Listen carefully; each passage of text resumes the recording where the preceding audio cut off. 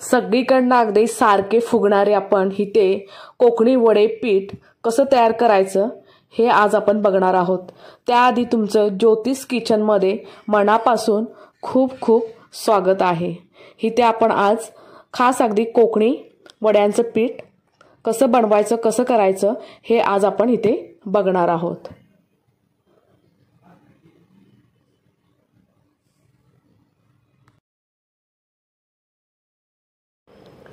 इथे मी अगदी साधा जाडा तांदूळ 2 किलो घेतलेला आहे।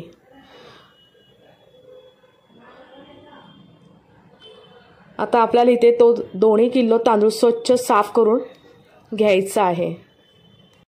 इथे आपण तांदूळ अगदी स्वच्छ साफ करून घेतलेले आहेत। आता आपल्याला इथे 2-3 वेळा पाण्याने स्वच्छ धुवून घ्यायचं आहे। आता आपण इथे पाण्याने स्वच्छ धुवून घेणार आहोत।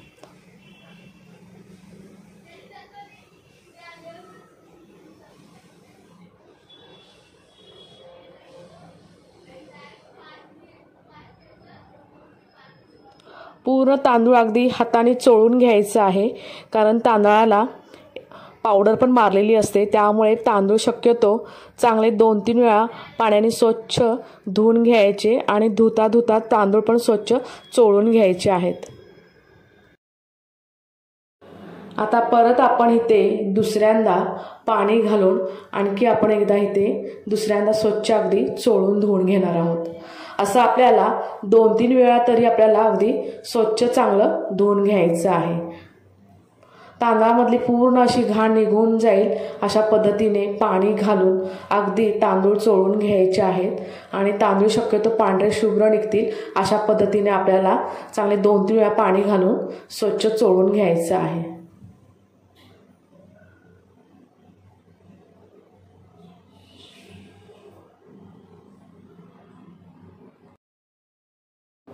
आता आपण इथे तांदळातलं पाणी काढून घेतलेलं आहे।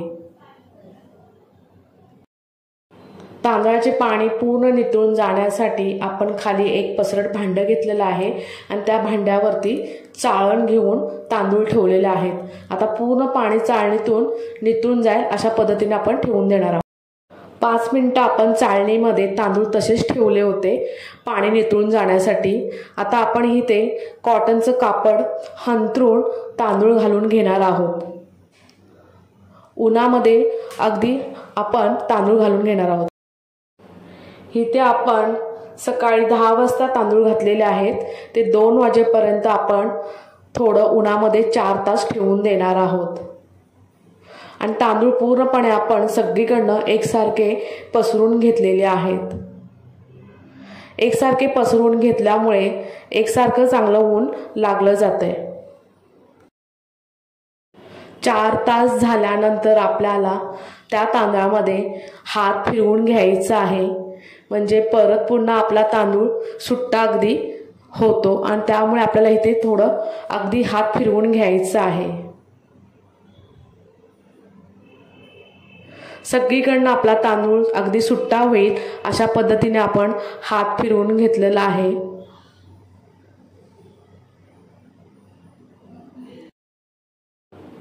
चार तासानंतर आपण तांदूळ घरी परत पुन्हा अगदी फॅनवरती किंवा अशाच हवेवरती सुकवून घेणार आहोत। ऊन फक्त आपल्याला 4च तास दाखवायचं आहे, बाकी 2-3 दिवस आपल्याला घरातच ते सुकवायचे आहेत। आपण इथे राहिलेले 3 किंवा 4 दिवस घरातच तांदूळ सुकवायचे आहेत। असं केल्याने आपले वडे अगदी मऊ चांगले लुसलुशीत होतात। त्यासाठी आपल्याला जास्त अगदी कडक उन्हामध्ये ठेवायचं नाही, राहिलेले दिवस आपल्याला घरीच सुकवायचे आहेत। 3 ते 4 दिवस आपले इथे घरातच अगदी सुकून तांदूळ झालेले आहेत। सुकवलेले सगळे तांदूळ आपण एका भांड्यात काढून घेतलेले आहेत। तांदूळ अगदी व्यवस्थित सुकलेला आहे। इथे आपण 250 ग्रॅम चणा डाळ घेतलेली आहे। चणा डाळ आपल्याला इथे भाजून घ्यायची आहे। अगदी पण आपल्याला डार्क ब्राऊन भाजायची नाही, अगदी थोडासा कलर बदलेल अशा पद्धतीने आपण इथे चणा डाळ भाजून घेणार आहोत। चणा डाळ भाजताना अगदी पूर्ण व्यवस्थित एकसारखी भाजली जाईल अशा पद्धतीने आपल्याला व्यवस्थित भाजून घ्यायची आहे।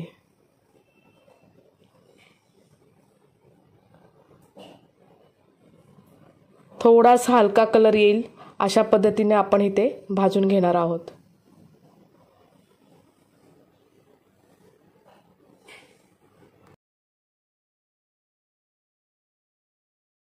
डाळ इथे आपली भाजून झालेली आहे। आता आपण ते तांदळामध्ये काढून घेऊया।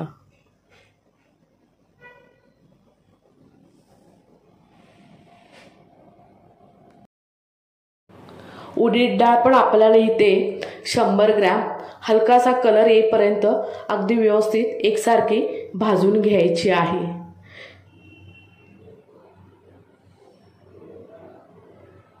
अगदी थोडासा हलकासा कलर, थोडासा ब्राऊन अगदी येईल अशा पद्धतीने आपण इथे भाजून घेणार आहोत।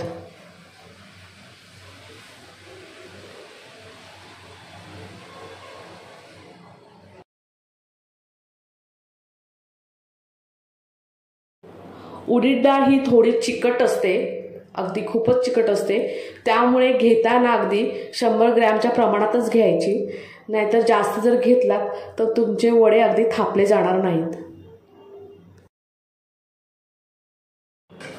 उडीद डाळला आपला इथे हलकासा कलर आलेला आहे। आता आपण ती भांड्यात काढून घेऊया।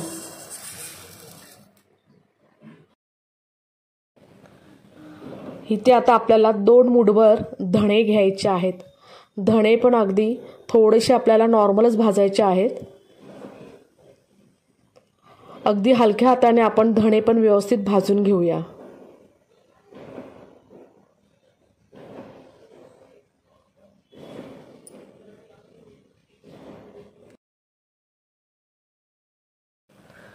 धणे पण इथे आपले अगदी व्यवस्थित एकसारखे भाजून झालेले आहेत। धणे पण आपण आता काढून घेऊया।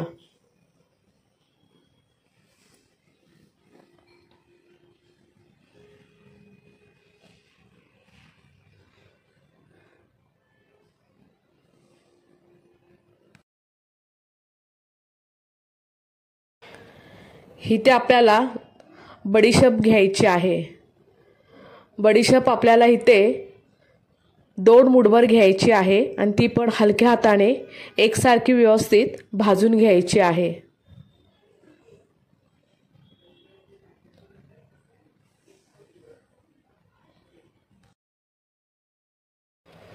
बडीशेप पण आपली इथे भाजून झालेली आहे, ती पण आपण भांड्यामध्ये काढून घेऊया।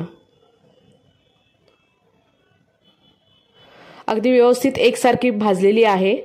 आता आपल्याला भांड्यामध्ये काढायला काही हरकत नाही।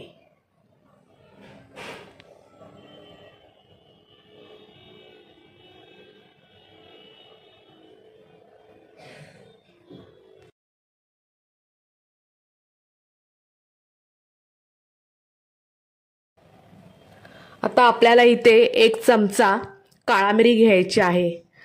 काळा मिरी पण आपल्याला इथे हलक्या हाताने अगदी नॉर्मल भाजून घ्यायची आहे।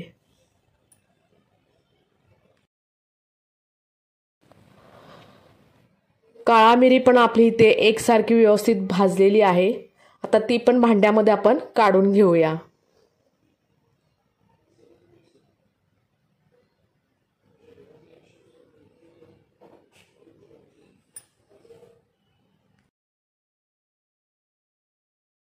इथे आपल्याला मेथी पण 1 मुठभर 1 चमचा अशी घ्यायची आहे, म्हणजे वड्यांचा कलर पण छान येतो आणि वडे पण छान लागतात आणि वड्यांचा वास पण सुंदर येतो। ज्वारी आपल्याला इथे 1 वाटी घ्यायची आहे। 1 वाटी म्हणजे आपण इथे 150 ग्रॅमच आपण ज्वारी घेतलेली आहे, ती पण घालून घेऊया।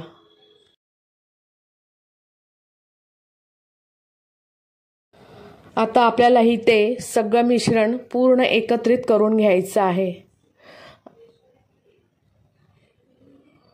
पूर्ण मिश्रण सगळीकडे व्यवस्थित एकसारखे आपल्याला करून घ्यायचं आहे।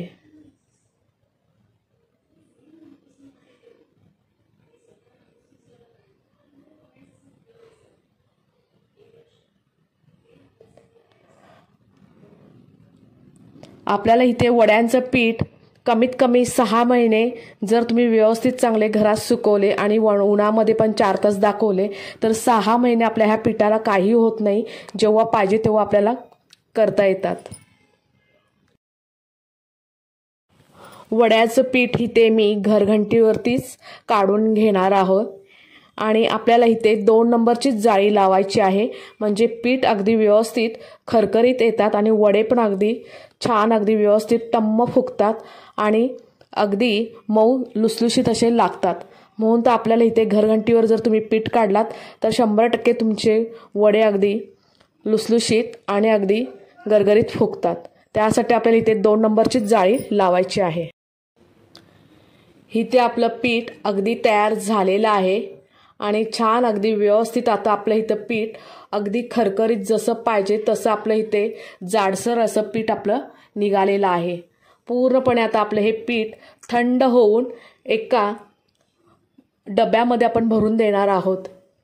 छान अगदी व्यवस्थित जसं पाहिजे तसं आपलं इथे पीठ घरघंटीवरती निघालेलं आहे.